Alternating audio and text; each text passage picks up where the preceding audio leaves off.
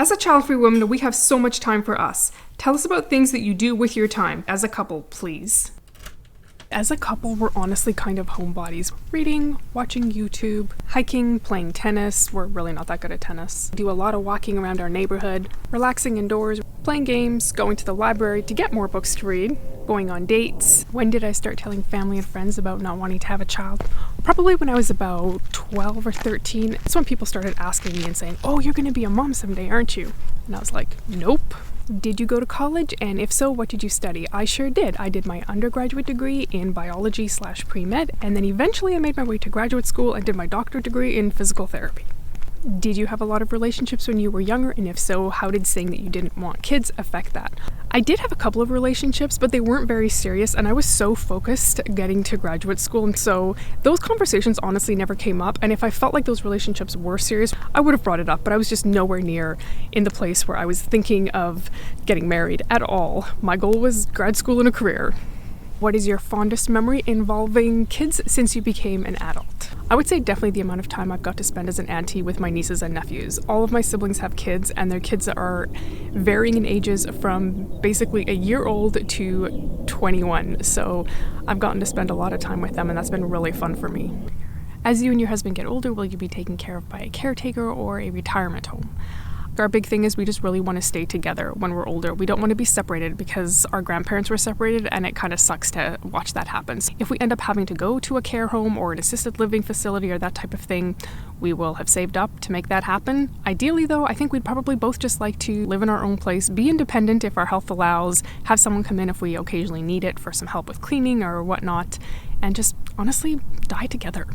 That's ideal. How do you and your husband stay healthy? Love your videos, by the way. Thank you so much. I would say we try to stay healthy the most through exercise and diet. We also are not smokers, we don't do drugs, that kind of thing. So that probably helps. But we do definitely try to make sure we get in some breaks and make sure life doesn't get too stressful. Do I know about the anti-natalist philosophy, and what do I think of it? Yes, I am familiar with it. Crossing the street, so gotta make sure there's no car coming. I am personally not an anti-natalist. I think people should be given the choice to have kids or to not have kids, or whatever fits your lifestyle. I thought coming outside to film would be a good plan, and it kind of is a good plan, except it's way colder out here than I originally thought it was going to be. Also, I'm going downstairs right now, so I gotta make sure that I don't trip and fall. And usually there's nobody outside when I go for my walks, and today there's people everywhere. It's kind of embarrassing because people are looking at me like, what is this person doing? It's okay though, you guys are worth it. The next question is, do you think being child-free can help the environment? Being child-free has been shown to be one of the biggest factors in reducing your carbon footprint. So yes, definitely, I think it can make a difference. We just do what we can in our little corner of the world. Has anybody tried to get you to change your mind despite knowing that you don't want kids? Yes, absolutely. People always say things that I think they think we've never thought about or that no one has ever said to us, but it hasn't worked. We're not changing our minds. Next question, and I'm going to read this one because it's a fairly long one. Does it seem a little strange that your online persona revolves around something absent in your life versus being defined by something you're passionate about? I started my channel because I am very passionate about being child-free. I would say the number one question I get is, why am I child-free? So I think it's pretty normal, and it makes sense to talk about why I'm child-free, because if I never talked about why I was child-free, I think that's kind of a big missing piece of our world, especially if people are interested in it. One thing that I feel I could improve on as a creator, I mean, there are probably potentially many things I can improve on, but one thing for sure that I'd like to improve on is to show you guys a little bit more of what my life actually looks like. So I have a couple of projects, I have a couple of videos that I'm working on for that right now. How do you deal with subtle discrimination against child-free people at work? I have to say, I've been really lucky where this is concerned, because the majority of my working career has been spent at one clinic, and two of the bosses that I have, both are in their 50s and do not have children. So I feel like they're pretty aware of that kind of thing, and it's never really come up. I know that this does happen in other people's workplaces, and I think that's really unfortunate because it shouldn't be like that. If you feel like you're being discriminated against because you don't have kids and you're being expected to do a lot more than parents, I think you just need to have boundaries. You need to stand up for yourself because you're allowed to do that, and I hope that improves for you. Were there times where you felt isolated from friends because they've had kids? Oh my goodness, yes. So much. I'm sorry that you're going through that because it is really tough. and some people just kind of forget all about you when you don't have kids, or they kind of devalue the friendship, like it doesn't mean as much because you don't have kids. I think there has to be a bit of give and take on both sides. We have to be willing to, be a little more accommodating, but that has to go both ways. And for some friendships, it honestly just doesn't work out like that. People just do separate, and I feel like it's a really actually a hard time to go through. I feel like I'm so used to it now because most of my friends have had kids since I was in my early 20s, but there's definitely a loss of friendship. I will totally agree, and it changes friendships. I'm probably just going to do a whole video on it because it's a topic I think that we do need to talk about because it's pretty real in our child-free world. What's your advice for dealing with people's disappointment over choosing child-free life? We obviously don't have any control over other people's emotions or how they react to our choice. There will inevitably be people that are disappointed. It's important to acknowledge that someone might be disappointed and to acknowledge that they are upset or sad or frustrated with our choice and they may not understand it, but we also have to make sure that we don't let those emotions manipulate what we choose to do. Is there a way to be child-free for the wrong reasons? No, I don't actually think so. Being child-free is the same as making any other choice in life. There are a lot of different people that make a lot of different choices for a lot of different reasons, and those reasons are meaningful to them, even if other people might not understand with it or agree with it. This is a funny question. How am I? I'm a little bit cold, to be perfectly honest, but I'm doing very well, thank you. How are you? Am I friends with other child-free couples or with single child-free people? Yes, I do have one friend. She is married, they are child-free, and she lives in my area codes. So it's really nice to have a child-free friend in real life. And then I do have a couple of friends that are actually single, child-free as well. And then I have all of you guys that are my online child-free friends. Who is your enemy on your child-free decision? Definitely not my husband, because I would have never married him if he wanted kids. My family, for the most part, has been incredibly supportive. I would say I get the most criticism from friends, acquaintances, patients that I've had at work, and keyboard warriors here on YouTube or Instagram. Was it hard when you filmed your first child-free video, and did you get hate for it? Yeah, it was incredibly hard when I filmed my first child-free video. I actually filmed it and didn't put it up for a long time because I wasn't sure that I wanted to actually do this and to start a YouTube channel that talked about being child-free. Yes, there are definitely some unkind comments left at that video, but that's just the nature of being on YouTube. Did you always know that you wanted to be child-free? I knew from the time I was probably 13, 14, 15 that I did not want to have kids. I think I will never be in a relationship. It is so rare to find someone who doesn't want kids.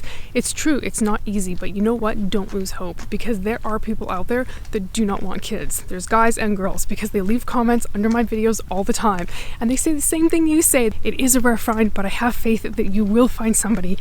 Favorite thing to do with my husband? Going on trips together. Long trips or short trips. Just an adventure somewhere.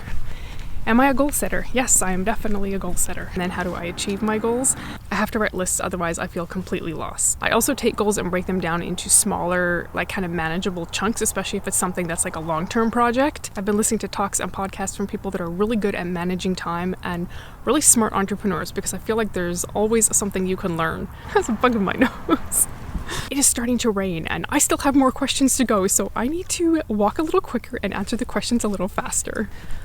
Oh, this is such an annoying thing about my hair. Look how fuzzy my hair is starting to get. Anytime I go outside and it starts raining a little bit, my hair just gets ridiculous looking.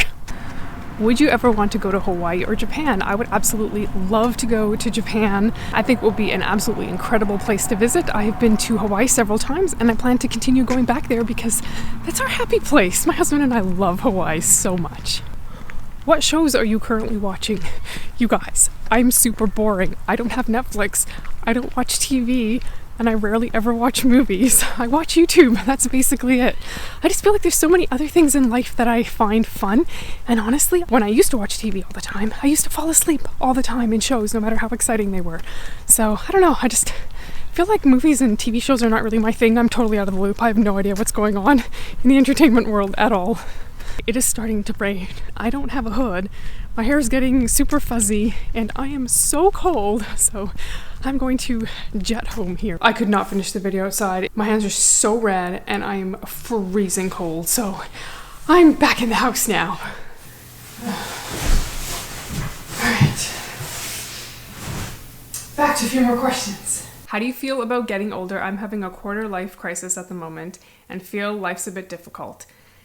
Do you feel like it gets better as you grow older? I am sorry you're having a quarter life crisis. I think it's totally normal to feel lost and confused. Let's be honest, most of us are just kind of muddling through and trying to figure it out as we go. There are definitely some advantages to life as you get older, but then again, there's other things that you start thinking about, like, oh my goodness, my life could potentially be half over, and what am I doing with myself? So I don't think the questions ever stop, but don't give up, keep going, you can totally get through this. Do you have any tattoos? I do not. What is your favorite food to cook? Mine is Greek and hubby loves making tacos. Oh, my husband absolutely loves tacos as well. I don't think I actually have a favorite food to cook. I just kind of like experimenting. I go through stages where I'm totally pulling out all of these recipe books and trying new things, and then there's other times where I just make the same thing for weeks in a row because that's what I'm in the mood to make. Which actually brings us to my next question. Have you been a lifelong vegetarian? If not, what made you decide to be? Yes, I have been a lifelong vegetarian. I have had meat on a few occasions, but I think it's one of those things, if you just don't grow up eating it, you don't feel like you're missing out on anything. So yeah, I love being a vegetarian. I am worried about taking care of myself and making health decisions in old age. Are you?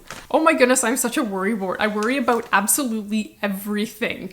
And I don't like that about myself at all. But I did read this article one time, and it was talking about, instead of worrying and having anxiety over things, think about what decision can you make today to help maybe alleviate that thing that you're worried about. And so when I think about my health, I think, okay, well, I can take care of myself, I can treat my body well, I can exercise, I can eat well, I can try to make sure I'm getting enough sleep, I can not worry. Easier said than done, I totally know, and inevitably if something happens, because it probably will, I will take care of that when the time comes. But I also feel like I've built really good relationships with friends and family that if I got to that place where I just couldn't make decisions for myself, they would be there to help me make decisions for myself and do what's best for me. Your daily routine, like cleaning house and your favorite gadgets at home. My absolute favorite gadget is my robot vacuum cleaner. I don't know how I lived without a robot vacuum cleaner before I got it. I do like routine, but I also like the ability to be flexible. So while I do have kind of a routine, it's also a flexible routine, if that makes sense. It's a work in progress. Do you ever feel you should consider having kids purely for the sake of pressure from society? Absolutely not. I think this is one of the amazing things that comes with getting older. I don't care what everyone else is doing. I don't care if every single female in the entire world had a baby. I wouldn't have one because I don't want one and I don't want to be a mom. I was obviously not able to get through all of the questions that you guys submitted, but the ones I did not answer this time, I will answer in the next Q&A. Let me know if you like this style of walk and talk and I can do it again, unless it's as cold as it was today, and then I think I'll pass.